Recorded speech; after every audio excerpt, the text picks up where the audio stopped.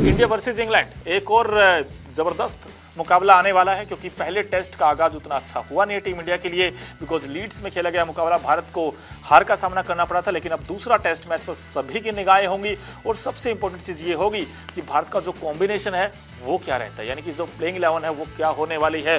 क्या कुलदीप यादव को मौका मिल सकता है? अब इसी पर इनफैक्ट देखा जाए तो हार के बाद थोड़ा सा बवाल मचा हुआ है, जो फॉर्मर क्रिकेटर अलग अलग अपनी राय भी दे रहे हैं।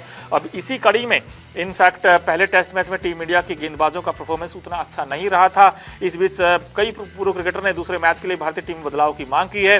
ऑस्ट्रेलिया के फॉर्मर कैप्टन है माइकल क्लार्क का मानना है कि भारतीय टीम मैनेजमेंट को कुलदीप यादव को सीरीज में बचे हुए मैचों के लिए प्लेइंग 11 में शामिल करना चाहिए। ऐसा इनफैक्ट माइकल क्लार्क का कहना है, क्योंकि देखा जाए तो भाई कुलदीप यादव एक जबरदस्त गेंदबाज हैं और कहीं ना कहीं एक जेन्युइन स्पिनर है आपके पास। एक आप ये कह सकते हैं कि वो प्रॉपर आपके स्पिनर है।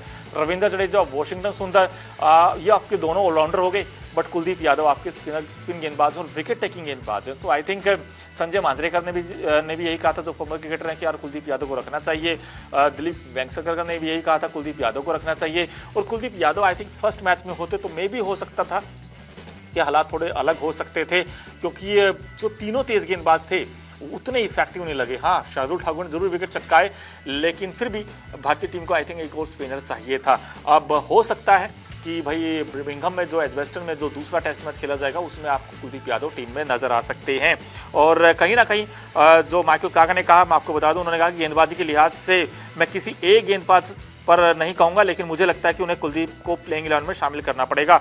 मुझे लगता है कि ये आसान है, वह विकेट लेने वाले गेंदबाज हैं और इस टेस्ट में जो हमने अटैक देखा वो उससे ज़्यादा कर सकता है। इंग्लैंड के बल्लेबाजों को कुलदीप यादव का सामना करने में दिक्कत होगी। अगर कुलदीप अपने खेल में टॉप पर है तो इस सीरीज में निर्णायक पल हो सकता है, क्योंकि इंग्लैंड अटैकिंग क्रिकेट खेलना पसंद करता है।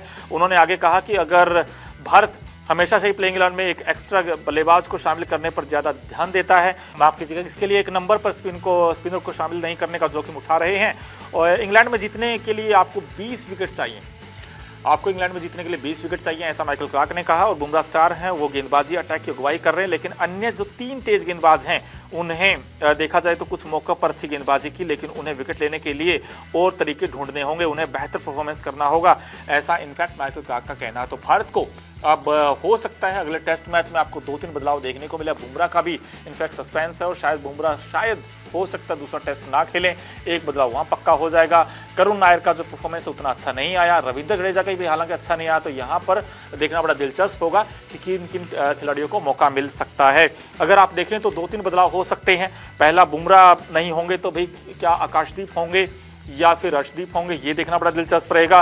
दूसरा, शार्दुल ठाकुर का उतना अच्छा उनका नहीं रहा था, दोनों पारियों में सिर्फ 5 रन उनके बल्ले से निकले थे और विकेट्स भी उन्होंने जरूर सेकंड इनिंग में 2 चटकाए, लेकिन अब इस पर भी देखना होगा कि क्या वो इनफैक्ट टीम में बने रहेंगे या फिर नहीं। और रविंद्र जडेजा का भी अगर आप देखें तो उन्होंने पहली इनिंग में 11 बनाए, दूसरी पारी में सिर्फ 25 रन बनाए थे, तो गेंदबाजी में भी सिर्फ एक ही विकेट वो निकाल पाए थे।